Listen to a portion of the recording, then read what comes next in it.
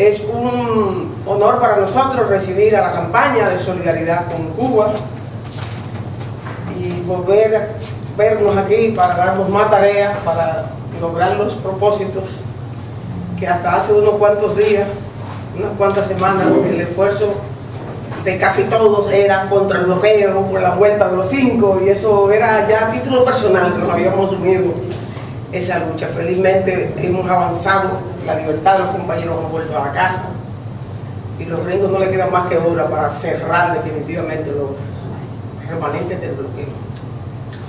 Alfonso, que es el dueño líder de esta asamblea, de este encuentro, Alfonso Torres, nuestro querido Alfonso, me ha dado este privilegio de dar la bienvenida a nuestro salón, a nuestra sede, que es también de ustedes, que es también de la campaña. Lo dejo con el compañero Alfonso. Muchas gracias.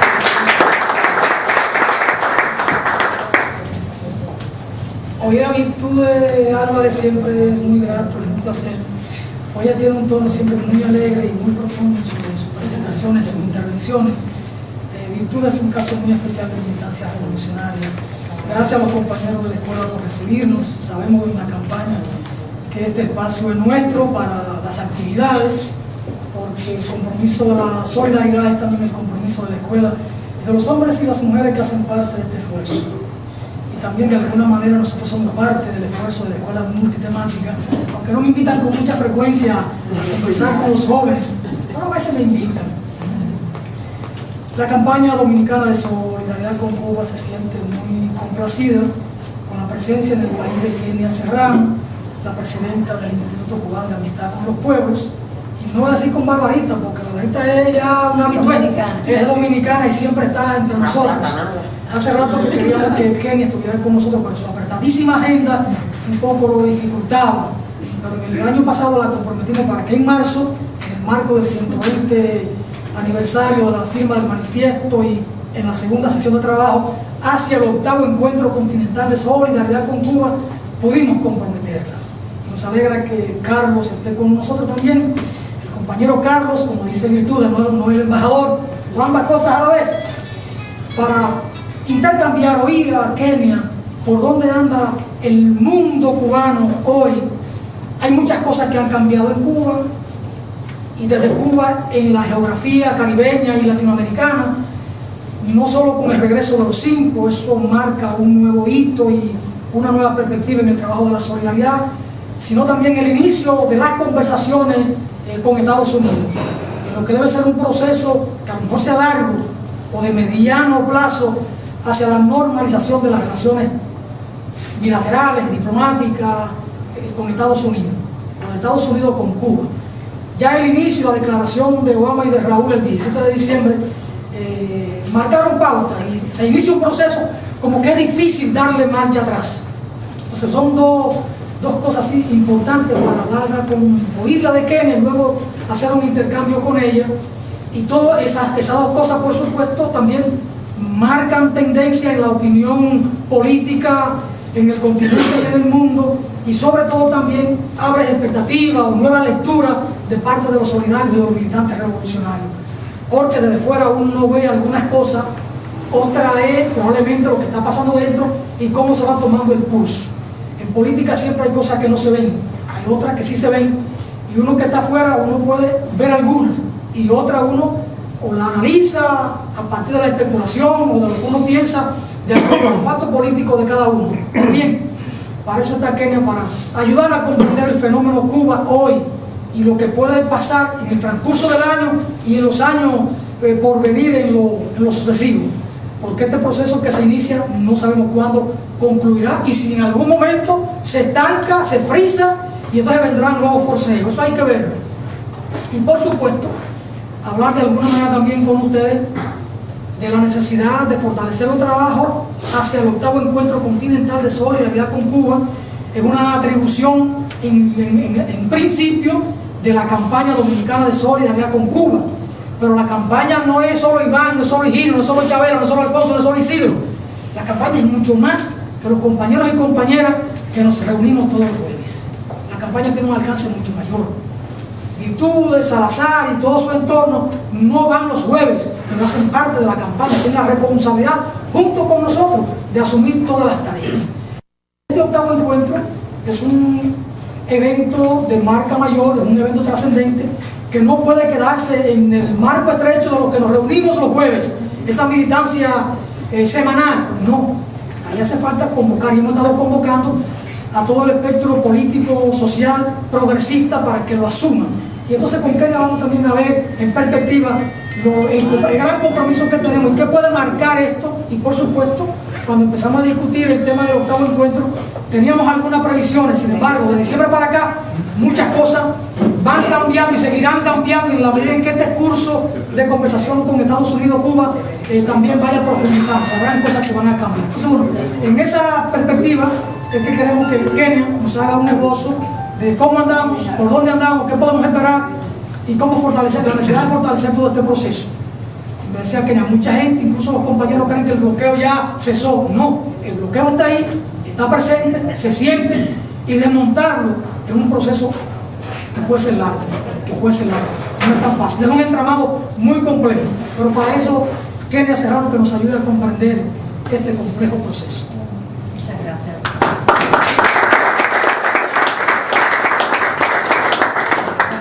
Buenas tardes, noches a todos y a todas. Agradezco mucho a la directora de esta escuela multitemática, un concepto bien interesante que desde que lo escuché me parece muy útil aprender de todas estas experiencias. Agradezco por supuesto a Alfonso en su condición de presidente de la campaña de solidaridad con Cuba aquí en República Dominicana. Agradezco también que esté presente y seguramente para nuestro intercambio, nuestro embajador Carlos de la Nuez, nuestra compañera Marilena, esposa del embajador y también una importante activista de la solidaridad, porque en el tiempo que llevo aquí me doy cuenta del vínculo que tiene con todos los compañeros y compañeras del movimiento, nuestro compañero de Prensa Latina. Para Barbarita, para mí, es un enorme privilegio en este contexto que muy bien ha referido el compañero Alfonso, de estar en República Dominicana en el momento en que se marcan 120 años de haber firmado por Máximo Gómez y José Martí el importante manifiesto de Montecristi, que sin dudas es una piedra angular en la larga construcción que ya lleva todo un continente en la búsqueda de la unidad y la integración latinoamericana y caribeña. Que sea en Montecristi, que sea en tierra dominicana, quizás fue fruto de la casualidad.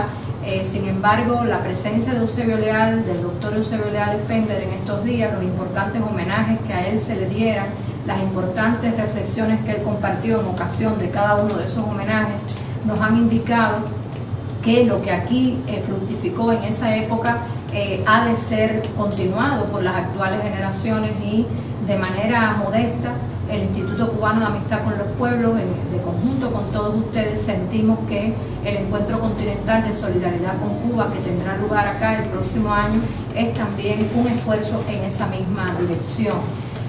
Nuestro instituto, durante los años, ya este año vamos a cumplir 55 años de existencia, el 30 de diciembre del 2015, arriba el ICAP a 55 años de existencia, causa mucho regocijo saber que somos una institución hija de del mismo embrión del que surgió la revolución, en las principales instituciones que vieron la luz precisamente en el 59, en el 60, en los años fundacionales de la revolución. Qué hermoso saber que aquellos hombres y mujeres que fundaron, que vieron el triunfo de enero del 59, tan tempranamente pensaron que una revolución solidaria, internacionalista, comprometida, debía tener una institución como la nuestra.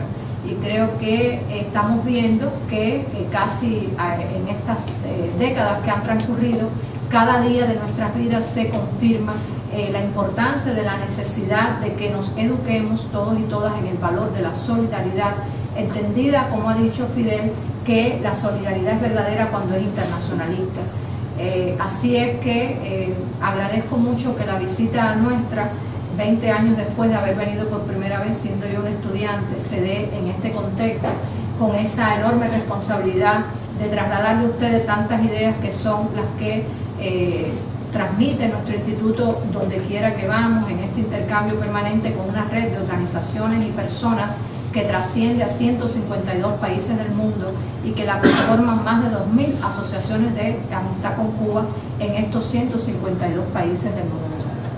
Acabamos de alcanzar una gran victoria, la victoria de tener de regreso en casa a los 5, con el regreso de Ramón, de Gerardo y de Tony, que fueron los que guardaron el mayor tiempo de estos 16 años de prisión, aunque habíamos recibido ya a Fernando en febrero y a René casi 2 años antes, después de haber cumplido injustamente su sanción. Y esto lo debemos a muchos factores, lo debemos a la resistencia que los 5 han tenido en esas prisiones, lo debemos a la firmeza con que sus familiares defendieron cada uno de los días su amor y su dignidad, lo debemos a la manera magistral en que la dirección del gobierno revolucionario condujo toda una campaña que desde que el comandante en jefe dijera en el año 2001, cuando se hizo aquella importante tribuna y el comandante dijera en junio del 2001 volverán, y todo aquello fue suficiente como para que todo un pueblo se volcara a lograr esta aspiración orden de Fidel, que era hacerlo regresar a nuestra casa. Y todo eso también ha sido posible gracias a la enorme ola internacional de solidaridad que se levantó a favor de los 5, donde República Dominicana destacó en diferentes ámbitos. Destacó en primer lugar porque aquí abrazó la causa de los 5, gente sencilla del pueblo, diferentes organizaciones partidarias, personas que tienen un destaque en el ámbito intelectual. También lo hicieron diputados de este país, senadores y senadoras que firmaron o que se sumaron a actividades aquí en el país o que trascendieron la frontera de República Dominicana y fueron a las jornadas por los 5 que se desarrollaron en Washington y que fueron también muchas veces a representar, aquí hay varios de ellos, a representar a República Dominicana en los coloquios internacionales por la liberación de los 5 en 10 ediciones. Cuba, 9 de las cuales tuvieron lugar en Holguín, y República Dominicana estuvo representada. Y también recordamos hoy la presencia de Mirta Rodríguez, la mamá de Antonio Guerrero, y la presencia de Magali York, la mamá de Fernando González, que en estos años estuvieron aquí, así como otras delegaciones cubanas, todas las cuales pidieron esta solidaridad y encontraron la solidaridad de ustedes con nuestros 5, así que agradecemos. Roberto aquí, el hermano estuvo de Roberto, el hermano de René, que también falleció sin ver el día en que su hermano y sus compañeros estuvieron libres. Y a nombre de todos ellos transmito el agradecimiento muy sincero que tenemos todos los cubanos, los 5, sus familias, a cada esfuerzo que se hizo por la solidaridad mundial para alcanzar el regreso de ellos a nuestra patria. Es muy importante también, a la vez que expresemos nuestro agradecimiento, trasladar algo que es clave para todos los revolucionarios cubanos en este momento trascendental, y es nuestro compromiso. Agradecimiento y compromiso. Compromiso con continuar firmes en nuestras posiciones, tanto de la política exterior de la Revolución Cubana, que han sido muy claramente explicadas desde nuestro canciller, nuestro presidente general de ejército Raúl Castro, todos los diferentes dirigentes y cuadros del país que en diferentes espacios han estado transmitiendo sus visiones del momento actual. Lo que ocurrió el 17 de diciembre del 2014 hay que leerlo en clave de victoria, hay que entenderlo como el premio a la resistencia de todo un pueblo, y hay que ver como inédito en la historia de nuestra revolución, en esa hostilidad que ha prevalecido en las relaciones con Estados Unidos, que el 17 de diciembre del 2014, cuando hizo los anuncios el presidente Obama y cuando simultáneamente el presidente Raúl se dirigió también a nuestro pueblo y al mundo a través de los medios de comunicación, estaba reconociéndose de parte del jefe de la administración estadounidense el fracaso de una política. Y estaba implícitamente allí el reconocimiento de que este anuncio de comenzar a dar pasos para reanudar relaciones y para hacia una normalización es también el de reconocer que en Cuba existe una institucionalidad, existe un gobierno revolucionario y está también reconociendo que esa institucionalidad y ese gobierno somos los dueños del destino de nuestra nación y no otros.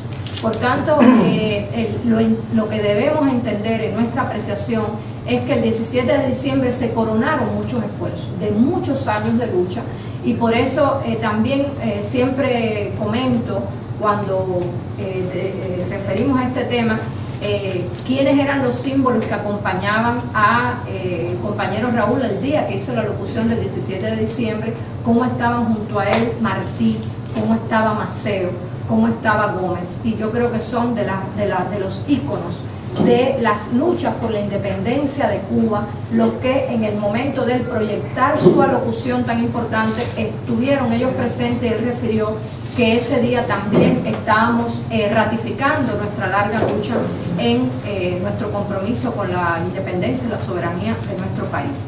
También debemos trasladar que ese día también el movimiento de solidaridad, a la vez que recibe esta victoria, tenemos que tener la alerta permanente, y esto lo comparto con ustedes que sabemos que son amigos de Cuba, de no desmovilizarnos ni un minuto en nuestra lucha.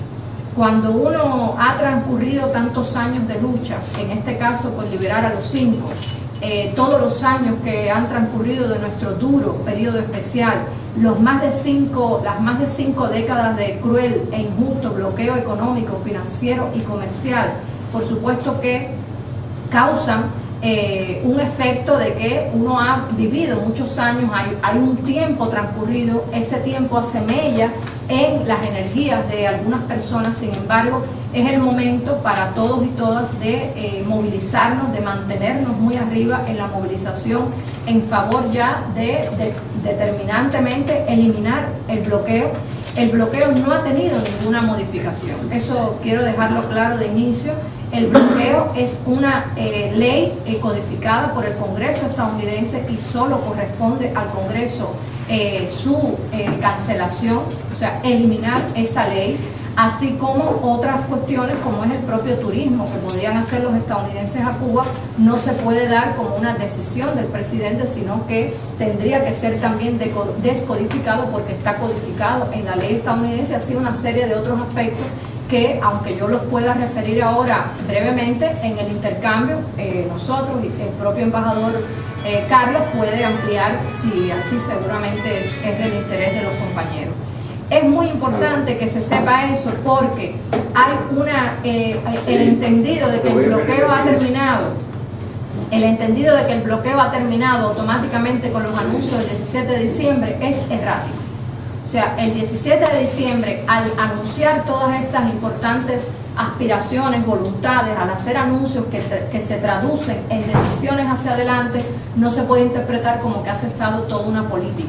Y además sabemos que en el sublimen de esta política hay una posición ideológica que es hasta este minuto, y no tenemos ninguna expectativa de que hacia el futuro cambie en su esencia. Hay una decisión ideológica de aspirar históricamente por más de 2 siglos a dominar la isla de Cuba, a convertirla en una posesión más de toda la Unión estadounidense. Y este apetito anexionista hacia Cuba no inició el 1 de enero del 59, tiene todo un barraje ideológico, conceptual, desde los Estados Unidos por mucho más de 1 siglo. Así que, quedándonos claro eso, estamos entendiendo también que hacia adelante habrá otras complejidades, y que el reconocimiento del fracaso de una política no quiere decir que haya reconocido que fracasa el intento de derrumbar a la revolución cubana. Creo que esto es importante que el movimiento lo conozca y que tenga esta claridad. El Instituto Cubano de Amistad con los Pueblos, en el contexto del 17 de diciembre y viendo inmediatamente la reacción de la solidaridad, que reitero, fue una reacción de júbilo, de alegría, a la vez que también recibimos preguntas de diversa índole, adoptó 5 ejes principales de trabajo. El eje más importante que ha tenido el Instituto desde su surgimiento en esta coyuntura adquiere una dimensión fundamental.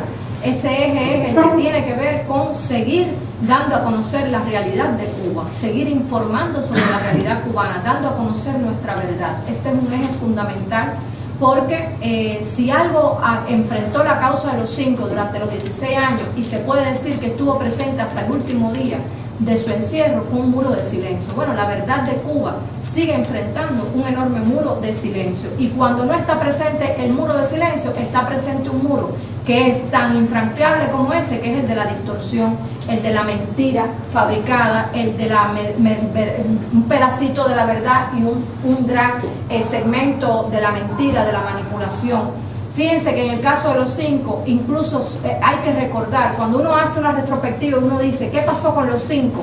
¿Qué experiencias adquirí en la lucha por liberar a los 5 que me sirven para mi continuidad en la batalla, en la movilización? Hay un aspecto clave que es ese. Fíjense que el gobierno de Estados Unidos, teniendo todo el poder del mundo, habiéndolos puesto en prisión por 16 años con sanciones totalmente absurdas, también le pagó a periodistas para que publicaran cosas contra ellos. Entonces aquí es como quien dice, para que no quede dudas de que aquí el que manda, el que impone las reglas del juego soy yo como gobierno, no le bastó aplicar toda la maquinaria de la injusticia de la que es capaz el sistema judicial estadounidense, sino que se agenció de otros resortes, como fue tomar dinero federal para pagarle a periodistas que publicaran artículos que contaminaron el ambiente y que terminaron haciendo que, si bien nunca se lo pusieron en la sanción, terminaron considerando a los 5 espías, y eso no se lo puso nadie en la sanción, pero estaba dicho en la prensa y fue suficiente. Con el caso de Cuba, yo creo que hay un símil muy elemental, que es lo que se dice de Cuba, que Cuba no es un país democrático, que en Cuba no hay libertad de expresión, que el sistema político cubano no funciona. Todas esas mentiras se repiten y están muy bien pagadas también, como están muy bien pagados cibermercenarios que reciben, como ya se sabe que nosotros hemos denunciado los salarios que se le pagan a los cibermercenarios, que ellos le llaman disidentes, y en eso no hay que tener dudas de que disidentes no son. Disidentes somos las personas que tenemos criterios diferentes a un criterio establecido, disentir. Eso es muy posible, además se estimula como parte de la construcción del socialismo cubano. Ser una persona que emite un criterio adverso a la revolución, recibiendo recursos para eso, es lo que se refiere entonces a ser un mercenario. Y en el caso de ellos, como hemos denunciado los salarios, entonces ahora le pagan con premios, y eso es una manera también de distorsionar. Por eso nosotros decimos que la información sobre la verdad de Cuba es una dimensión fundamental de estos 5 ejes de trabajo que caracterizan nuestra labor.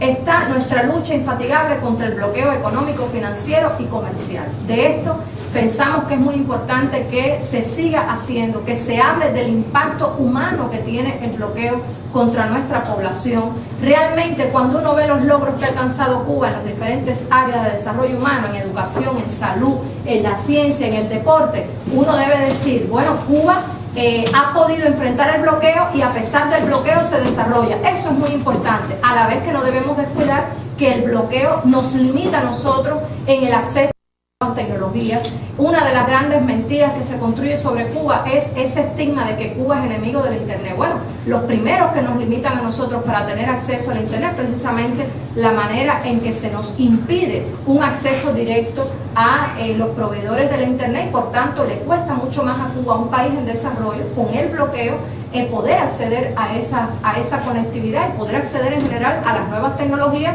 que acompañan todo el desarrollo de la digitalización de la sociedad, a la que Cuba apuesta. Es una decisión de nuestro gobierno revolucionario de la informatización de la sociedad. Pensamos que nuestra administración pública, en condiciones de invertir en nuevas tecnologías, será una administración pública mucho más eficiente. Eso está claro, es una línea de trabajo, y eso hay que ponerle coma a pesar del bloqueo. Yo creo que es bueno que ustedes sepan que en eso estamos trabajando, y que el bloqueo, además de todo el daño económico, financiero, comercial que nos hace, el bloqueo hay que quitarlo, siempre lo hemos dicho, además de por todo eso, porque es ilegal, porque usted no debe, ninguna de las resoluciones de Naciones Unidas le da permiso a usted para establecer una medida coercitiva unilateral contra un país para perseguir con ello el cambio de régimen de ese país. Y por tanto, yo creo que además de explicar las razones humanas, las razones de lo que impide a Cuba en su desarrollo social, lo primero que habría que esgrimir siempre es lo ilegítimo, lo ilegal, lo que contraviene a las leyes de la comunidad internacional, de la legalidad internacional, la existencia de un bloqueo contra Cuba, que además ya el presidente de Estados Unidos dijo que no funciona. Entonces, ¿para qué lo tienes? Entonces, eso está claro. Otro eje de trabajo muy importante es la denuncia a todos los planes de subversión contra nuestro país. Planes de subversión que se sabe, pienso que ustedes están bien informados, pero yo se los digo si no estaban al dato, que se ha invertido un promedio de 20 millones de dólares anuales, los que ellos declaran. Ojo con esto, porque hay dineros que están subsumidos en otros tipos de cuentas, pero agencias como la USAID, la Agencia Estadounidense para la Ayuda al Desarrollo, según dicen ellos, eso no ayuda a ningún desarrollo, eso lo que ayuda es a seguir que muchos países dependan del dinero gringo para hacer lo que a ellos les dé la gana y no lo que a los países les hace falta. Pero la USAID es uno de los actores más importantes en el financiamiento de diferentes grupos. Hay universidades recibiendo dinero de la USAID, hay fundaciones recibiendo dinero de la USAID, hay individuos que han sido enviados a Cuba con el manto de que son estudiantes o con el manto de que vienen a intercambios académicos y de diferentes tipos, y con ese dinero que introducen en la sociedad cubana pretenden construir esa llamada sociedad civil independiente que ellos quieren crear en nuestro país, porque asumen que la otra sociedad civil, la que ha nacido al fragor de la revolución, no es independiente. Y por tanto, ahí en la denuncia de la subversión contra Cuba, también necesitamos que el movimiento de solidaridad conozca, esté alerta, pero además sepa que en condiciones probables en que se modifique la manera de Estados Unidos de hacer todos sus intentos, cumplir esos objetivos históricos de querer derrotar a la revolución, estos métodos de subversión contra Cuba van a ser los que van a seguir prevaleciendo en su actuación hacia nuestro país. Otro eje fundamental es la de mantener nuestra solidaridad con otras causas del mundo, con todas las causas de los pueblos que estén luchando por su autodeterminación. En este eje de trabajo cobra especial importancia nuestra lucha en apoyo a la hermana revolución bolivariana, donde sabemos que enfrenta guerra económica, guerra de tipo mediático, intentos de golpes suaves y todo tipo de intentos también por derrocar, desestabilizar, por desprestigiar al gobierno revolucionario de la República Bolivariana de Venezuela y al presidente Nicolás Maduro y a todo su gobierno. Y también, por supuesto, en este empeño estamos muy activos. Sé que aquí en República Dominicana ya hemos firmado, pero informo claramente todos los esfuerzos que desde Cuba, desde el Movimiento Solidario con Cuba, en muchos países sabemos que se está haciendo para apoyar esta campaña de sede decreto que consideró el 9 de marzo a Venezuela una amenaza para la seguridad nacional de los Estados Unidos. Por tanto, nuestro compromiso con todas las causas del mundo, en particular con todos los pueblos que luchan por la autodeterminación. Hablamos de Venezuela como una importante prioridad. Acaba de plantear nuestro presidente general de ejército Raúl Castro en la cumbre extraordinaria del ALBA en Caracas, acaba de decir: hemos venido a cerrar filas junto a Venezuela, hemos venido a plantear que no habrá quien nos desuna. El presidente Chávez tenía una frase muy importante que siempre es bueno recordarla: que no nos descarrilen. Esa expresión de Chávez creo que cobra vigencia en estas circunstancias. No podemos permitir que nos descarrilen. Y el ministro Bruno, cuando llegó a Caracas, un poco antes que llegara el presidente Raúl, había dicho: no se puede tratar a Cuba con una zanahoria y a Venezuela con un garrote. Esta combinación histórica en la estrategia de Estados Unidos hacia América Latina y el Caribe, de combinar zanahoria y garrote, eso realmente está fracasado.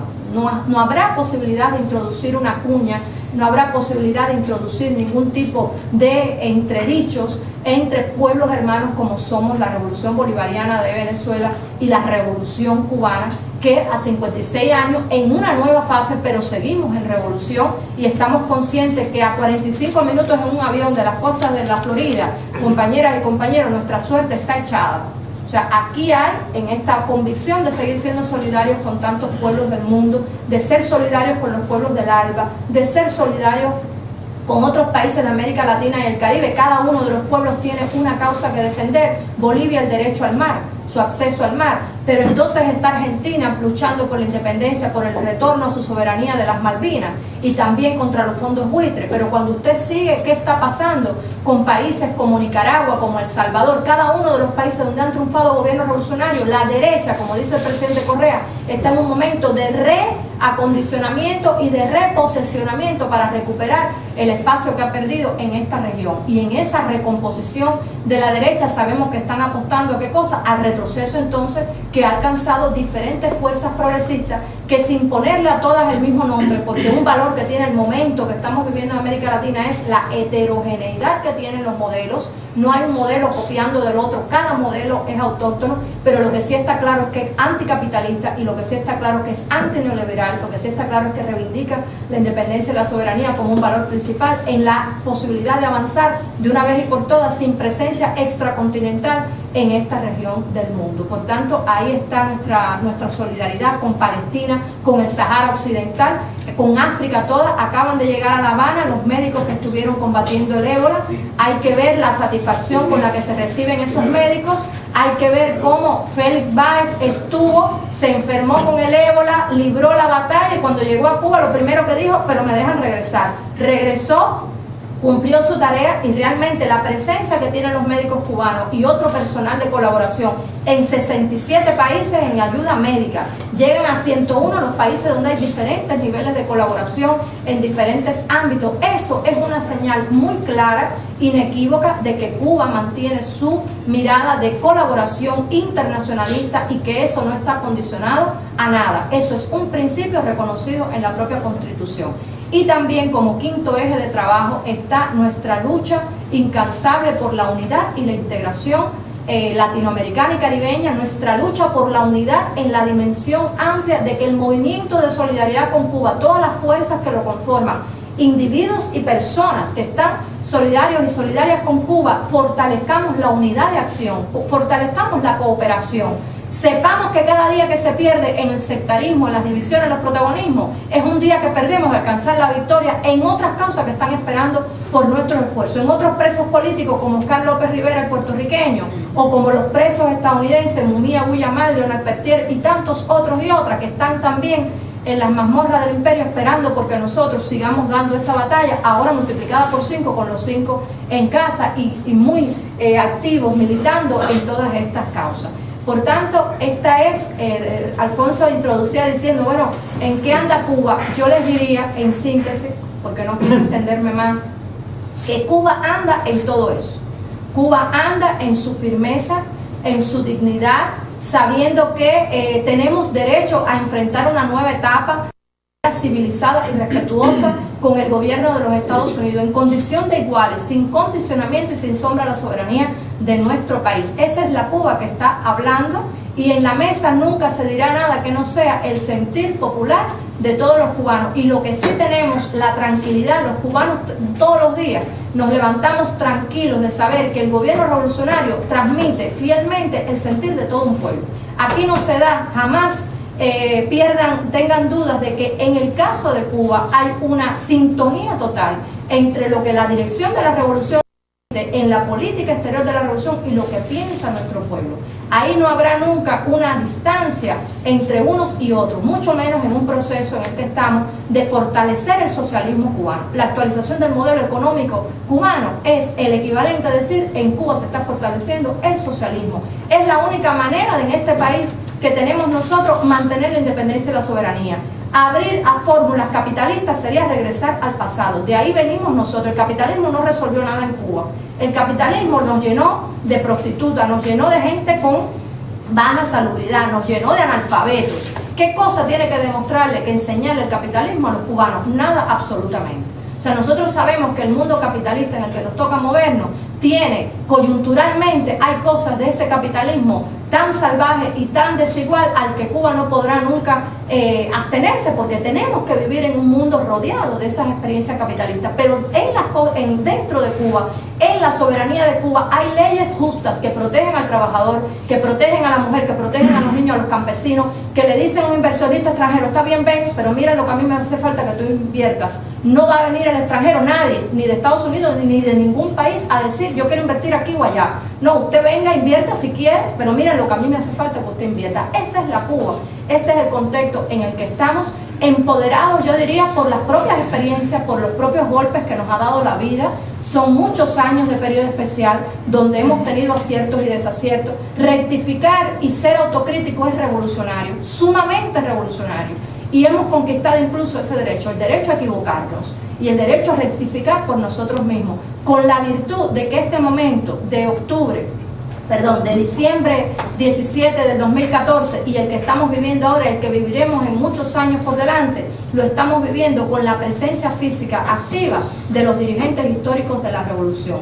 No hay aquí una opción a ningún tipo de concesión, no es esa la manera en que estamos haciendo todo este proceso, sino con una unidad nacional, con un consenso nacional muy importante, donde hay una participación política del pueblo, donde se ha llevado a discusión pública para millones de cubanos y han dicho la opinión y han cambiado lo que dicen los lineamientos, para qué otra cosa hace falta hacer en los lineamientos económicos y sociales del partido, donde ahora mismo en el proceso electoral a nivel local se está participando de una manera altísima a nivel de todo nuestro pueblo. Cuando se acaba de hacer una discusión muy importante que hicimos del proceso mismo de la nueva ley de inversión extranjera, otros miles y millones de cubanos opinaron y participaron, y así cada uno de los procesos que hacemos lo hacemos acompañado de la opinión de nuestro pueblo. Así que quería decir esto, a la vez que agradezco mucho que la escuela multitemática y los miembros de la campaña estén esta noche aquí para conocer más sobre Cuba, y agradezco mucho a nombre de Ricardo.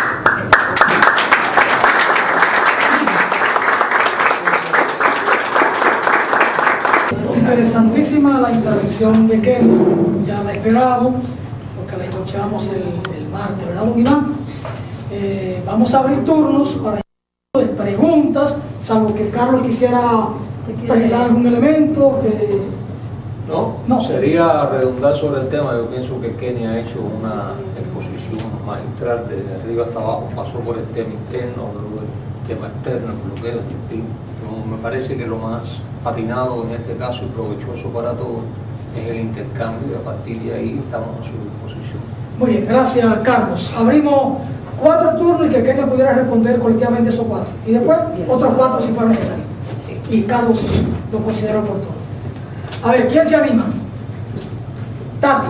Sí, sugerirle a Kenia, ahorita fuera de récord conversaba con ella sobre una inquietud de la gente que por una u otra razón tiene simpatía con Cuba, que no alcanza los niveles de compromiso nuestro, pero que siente simpatía. Entonces una inquietud de esta gente que se acerca a uno y le dice, bueno, los yanquis no son buenos, ¿por qué van a Cuba? ¿Qué va a hacer Cuba? O sea, fortalecer esa opinión, para nosotros también fortalecer nuestra opinión frente a esta gente que se nos acerca, ratificar ese compromiso de Cuba con la revolución, el trabajo de educación ideológico que hay, pero para nosotros fortalecer más esta opinión con la gente que trabajamos. Gracias, Tati.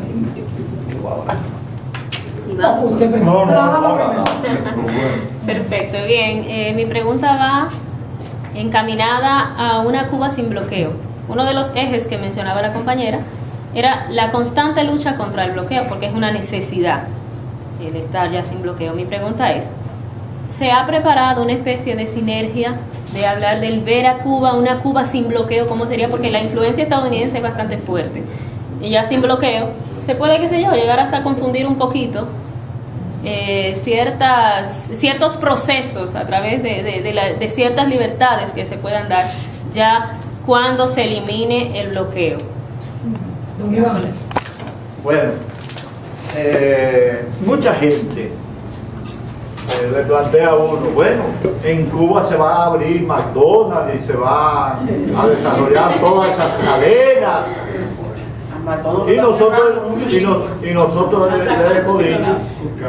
que si se establecen las relaciones diplomáticas y comerciales, habrá McDonald's y habrá todo eso, porque esos son de las cosas que conlleva el restablecimiento de las relaciones. Ahora está Cuba preparada a ese reto, porque eso es un reto a la revolución cubana, de que eso no pueda de ninguna manera crear dificultades en la mente y en el desarrollo de la revolución.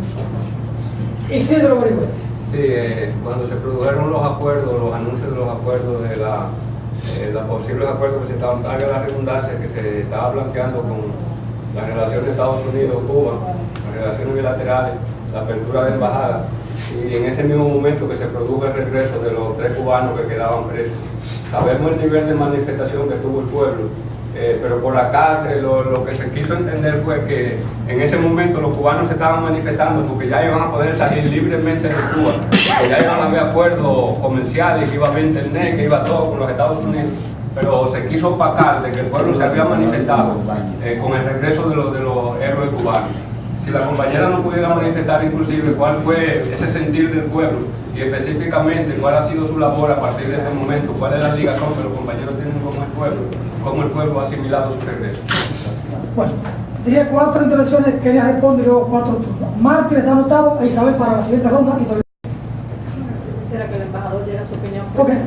Bueno, yo sobre el último punto prefiero que ella no se refiera porque estaba en Cuba cuando se produjo el acontecimiento del 17 de diciembre. El tema del bloqueo y los riesgos de la apertura. Vamos a hablar un poquito sobre eso e intercambiar sobre ese tema. Es algo que sin duda deja mucho que pensar en el caso de los amigos, porque por supuesto durante 53 años nos hemos acostumbrado a vivir bajo presión. El bloqueo no deja de ser una medida de presión sobre un Estado soberano.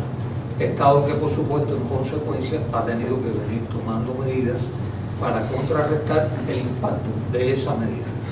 Efecto y causa y efecto. Visto esto así de manera general, pudiéramos decir que por supuesto hay un riesgo. Señores, en todo hay un riesgo. Tenemos que acostumbrarnos a vivir con el riesgo. Desde que nacemos, desde que nos levantamos por la mañana y ponemos una cafetera de café, la posibilidad de que esa cafetera nos explote, sí, eso nos pasa. O de no levantarse. O no levantarse, que después nos apliquen una medida. En fin, el riesgo existe. Lo que tenemos que hacer es identificar el riesgo y hacer un plan de medidas con ese riesgo. Y acostumbrarnos a vivir con el riesgo.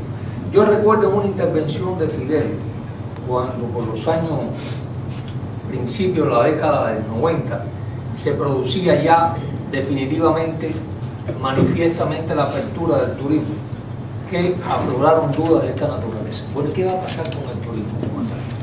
Cuando empieza a venir el turismo de afuera, no el de adentro, decían el de afuera, el de Canadá, el de España, el de los países desarrollados. Y yo recuerdo que Fidel utilizó la frase de la urna de cristal. Se refería a la urna de cristal, como que cuando se rompía esa campana de cristal, por supuesto teníamos que vivir con ese mundo contaminado, pero que había que vivir. Y esto un poco se me parece, por supuesto, salvando la diferencia. En cuanto al tema de las inversiones, bueno, nosotros tenemos una ley que responde a los intereses de Cuba, con toda una cartera de temas y sectores donde invertir. Si viene McDonald's, bueno, habrá que analizar si a Cuba le conviene que se establezca McDonald's, por seguir el ejemplo de McDonald's, porque para nosotros, ¿qué representa el servicio? Nosotros no tenemos problema en el servicio. Hoy, el 70% de los problemas de inversión extranjera están en el sector productivo, a consecuencia del envejecimiento tecnológico de ese patrón industrial que heredamos del campo socialista en los años 70. Que bienvenido fue, porque gracias a ese patrón, a esa tecnología, que en aquel momento ya era una tecnología envejecida, pudimos llegar industrialmente hasta nuestros días. Pero no quiere decir para nada que nosotros oremos el banderín a que venga a montar aquí en servicio, porque el problema de nosotros no está en la distribución esencialmente, está en la producción. Y Cuba tiene esa misión, el Ministerio de Comercio Exterior y la Inversión Extranjera tiene esa misión de seleccionar aquello que nos conviene para la inversión. Pero si algún día decidiéramos que por supuesto hacer una excepción a la ley que está establecida y llegue McDonald's o una cadena de productos de servicio estadounidense, ¿por qué no? ¿Qué es lo que prohíbe en principio esa realidad? Tenemos que vivir con ella. Quizás hasta convenga, porque haga más competitiva y más exigente la calidad del producto y del servicio de la empresa cubana. Cuando hablamos del modelo económico cubano, hay veces que no tenemos la idea de lo que está pasando en Cuba, señores, o mejor dicho, compañeros. Lo que está pasando en Cuba es una revolución en el sistema interno, de la economía interna. El sector por cuenta propia, que aquí más o menos se aparece a lo que es la MIPYME, pequeña y mediana empresa, ha tenido una explosión. Hoy en el tema de los servicios nos encontramos cooperativas, en el transporte nos encontramos cooperativas y productores independientes, en el tema de los servicios para las construcciones, personas que tienen restaurantes, negocios por cuenta propia. Y en la Constitución eso no se prohíbe. La Constitución dice que el Estado será el propietario de los medios fundamentales de producción. Para nada contradice lo que está pasando. Y yo pienso que en el contexto, a eso que se le llama la variable interna, es algo que ha venido pasando desde el Congreso del partido, desde el centro del Congreso del partido, y nada tiene que ver con lo del 17 de diciembre. Es algo que se suma, pero ya Cuba había tomado la decisión de actualizar su modelo económico cubano. En esencia, no nos preocupemos por eso, o mejor dicho, preocupémonos, pero no tengamos temor, porque Cuba va a tomar las medidas que tenga que tomar para convivir con ese nivel de riesgo. Es lo que puedo hablar sobre ese tema. Gracias, Carlos. Yo coincido con lo que ha dicho el embajador, y hay dos elementos más desde el punto de vista del sistema político cubano que nos hacen pensar que hay cuestiones de nuestra ley de inversión que deben ser más conocidas. Una es que la ley cubana del Código del Trabajo es la que ha de respetarse por cualquier inversionista extranjero. Conocemos que las campañas contra McDonald's, las campañas contra diferentes transnacionales, nacen precisamente de la imposición que hacen estas transnacionales de sus modelos de explotación en la contratación a los trabajadores, los salarios que pagan a las personas que están indocumentadas, que realmente son el modo en que McDonald's, donde quiera que va, tiene muy bajos costos porque precisamente se basa en un modelo de explotación. En el caso de Cuba no podrían hacerlo porque se tienen que regir por la ley del Código Laboral. Lo otro tiene que ver con la propiedad de la tierra. O sea, en Cuba ningún inversionista tiene derecho a comprar la tierra donde está estableciendo su negocio. Otro elemento también que es una garantía para que el patrimonio público, la soberanía del país esté también salvaguardada. Y también está nuestra convicción de que cualquiera de las empresas que vengan a Cuba, nosotros en la ley no somos específicos en cuanto a la nacionalidad del inversionista. Hay quien tiene estas mismas preocupaciones sobre los cubanos que viven en Estados Unidos, y siempre hemos sido claros que la ley no establece de qué nacionalidad es la persona que está proponiendo el negocio. Lo que establecemos son las normas y los sectores donde a nosotros nos interesa que se invierta en nuestro país. Cuando la compañera nos preguntaba de las sinergias en Cuba, por muchos años, no es nuevo, por muchos años se vienen haciendo ejercicios de prospectiva. Cuba sabe hacia el año 2050 cuál es el impacto, por ejemplo, del cambio climático en nuestro archipiélago. Así, de manera similar, se hace por diferentes centros de estudio de cuáles serían estos impactos. Como bien ha dicho el embajador Carlos, veíamos venir un momento similar al que estamos presenciando, y lo que sí sabemos es que todo esto tiene un rasgo que es sin prisa pero sin pausa. Cuando Raúl repite esta frase, sin prisa pero sin pausa, ¿qué quiere decir? Que el ritmo de todas estas decisiones lo pone Cuba. Hay una tendencia muy clara de querernos empujar a un acelerón, a una toma de decisiones a lo vamos a decir, a lo loco, vamos a decir, bajo la presión de un gran cúmulo de solicitudes, y realmente ustedes deben tener la tranquilidad de que, aunque sabemos que a Cuba le interesa recibir, asimilar una serie de propuestas, Cuba en ley incluso está establecido el tiempo, el nivel de decisiones sobre estas inversiones está al máximo nivel. O sea, el Consejo de Estado, una comisión que evalúa todo esto, porque también hay que decir que de las experiencias que adquirimos de la etapa del 95 hasta el 14, en que hicimos una primera experiencia de inversión extranjera, está también eso. O sea, de personas que vinieron, de entes empresariales que vinieron con el interés de invertir, cuyas inversiones no fueron exitosas. Y eso también, de esos aprendizajes venimos. Yo creo que es lógico que tengamos que tomarnos el tiempo para cuando se decida sobre una inversión, se vea sobre todo, y el Parlamento en eso fuimos muy exigentes en el debate de la ley, en el impacto local de todas esas inversiones que entren al país y que tengan un beneficio también local, tangible, y que se regula por ley también de cómo estas empresas tienen que contribuir al desarrollo local. Hay otro elemento también en su pregunta que tiene que ver con esta llamada apertura y las libertades. Hay que decir que hay un rasgo de la actualización del modelo que está dentro de lo que nosotros hemos identificado como la eliminación de algunas prohibiciones. Yo pienso en esto a la hora de pensar en su pregunta, porque una de las cuestiones que Cuba ha hecho, por ejemplo, de eliminar prohibiciones en cuanto a la venta de casas, de automóviles, todo el hecho del desarrollo que ha habido en el país en la introducción de la telefonía celular. En Cuba hay más teléfonos celulares que teléfonos fijos, o sea, ya estamos sobre los 3 millones de teléfonos celulares y no llegamos a 2 millones de teléfonos fijos. Ahí ya te va diciendo que hay una serie de medios de las nuevas tecnologías que están ya bastante masificadas en toda la población. Hay cerca de 5 millones de cubanos que ya tienen posibilidad de acceder a la televisión digital. Otro de los temas que yo creo que incide en esta percepción, que yo sé que la pregunta está más dirigida al ideológico, cuando nosotros en el 2000, ya llevamos más de un año, embajador, con la flexibilización de la ley migratoria, ¿verdad? Sí. Ya cumplimos el año. Del 13. Exacto, fue en enero del 13, ya nosotros hemos transitado más de un año donde se eliminaron una serie de regulaciones que había para los viajes de las personas, por intereses de personas naturales, de viajar a cualquier parte del mundo. Miren, eso se abrió. El cubano, la cubana puede viajar a donde quiera. Puedo decirles que ha sido una experiencia muy interesante, que no ha ocurrido lo que se suponía desde los que nos miran con los ojos del mal, los que nos miran diciendo, como ese país es un desastre, se va a quedar la isla vacía y todo el mundo se va a ir. Miren, no pasó eso. En primer lugar, estamos hablando de que la revolución se vistió de largo con esa decisión.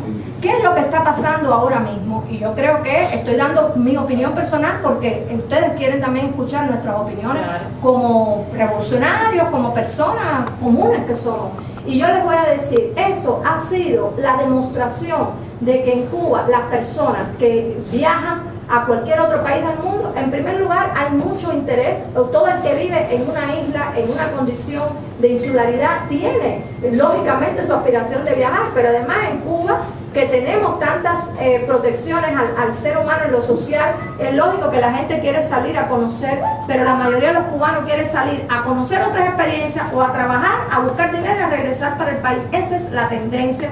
Cuando ya sabíamos que la migración que había como tendencia en el país era una migración fundamentalmente motivada por elementos económicos, no por una posición ideológica adversa a la revolución. Por tanto, lo que ocurre en enero del 2013, cuando se comienza a ver los efectos de la flexibilización de la política migratoria del país, es un proceso donde cada vez, y eso tiene una mirada estratégica, ¿cuál es? La relación armónica entre la nación y su emigración. Quiere decir que aquel intento, ustedes se acuerdan que el plan Bush tenía un objetivo de separar a los cubanos que estaban fuera de Cuba, ponerlos en función de los planes contra la revolución, no lo lograron. Y por tanto, esa ley que nosotros actualizamos de la política migratoria del país fue una estocada maestra de la revolución a todo el que pensaba que la isla se iba a quedar vacía, de que la gente, todo el mundo iba a agarrar y se iba a ir. Mentira, porque hay una cuestión que subestiman permanentemente los enemigos de la revolución. Es que piensa que en Cuba vamos a las marchas porque nos obligan. Piensan que en Cuba militamos y vamos a una organización, a los CDR, a la federación, a los combatientes porque nos obligan. Todo eso se va por su propio peso, se cae porque son mentiras que se han repetido. Que los cubanos somos criteriosos, que los cubanos todos tenemos opiniones diferentes de todo, eso es resultado de la revolución. Y cuando la ola migratoria, aquella que se dio en el 2003, los cubanos que empezaron a irse para la base naval de Guantánamo, ¿qué fue lo primero que hicieron? Organizarse. ¿Cuáles eran los abogados? ¿Cuáles eran los que estaban aquí?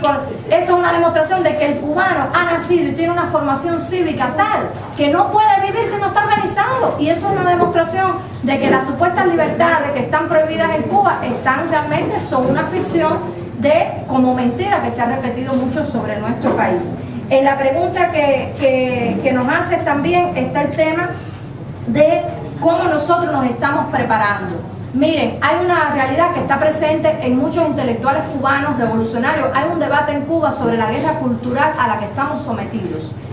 Ojo, esa guerra cultural no empezó el 17 de diciembre de 2014. Esa guerra cultural, ese enfrentamiento, esa confrontación de los valores de Cuba y de los antivalores del capitalismo está presente desde el año 59. fíjense, y está presente y se ha agudizado en las condiciones actuales. Y esa sociedad estadounidense que entra a Cuba, ahora hay una modalidad muy interesante. Está demostrado que ellos han introducido maneras de distribuir productos de la industria audiovisual estadounidense, que han logrado introducirlo por los canales informales. Ante el fracaso de la televisión y la radio Martí, que es con dinero público lo financian para decir mentiras a Cuba, ¿qué hacen? Inventan audiovisuales y empiezan a distribuirlo por canales informales, lo que se llama el paquete, y empiezan a introducir y venden novelas, series, no sé qué, no sé cuánto, todo eso por precios módicos, unos cuantos gigas de información, y la gente lo copia de mano en mano. Así es como se distribuyen muchos audiovisuales en Cuba. O sea, no solo lo que ve la gente en la televisión, que tenemos 4 canales, todos públicos gratuitos, basta que usted tenga el receptivo y usted no tiene que pagar nada adicional, ahí está viendo todos los canales. Y esto es una modalidad. Miren, eso está presente en la sociedad cubana. Nuestro tenga acceso a lo mejor de la cultura estadounidense, porque hay mucha basura de la cultura estadounidense que entra por todos lados, y eso está claro que es como tampoco queremos que lo peor. Santísimo coloquio este. 2 cosas. Una, la próxima semana, la Semana Mayor. El próximo jueves, la campaña está de vacaciones. Nos encontramos dentro de 15 días en el Colegio Médico, lo primero. Lo segundo, esta conversación con Kenia continúa mañana en el canal 45 de la Radio América, 9 de la mañana, de 9 a 10. Los que quieran continuar conectados con estas explicaciones, con este punto de vista, pues sintoniza. Vayan, a las 9:30 abrimos el teléfono.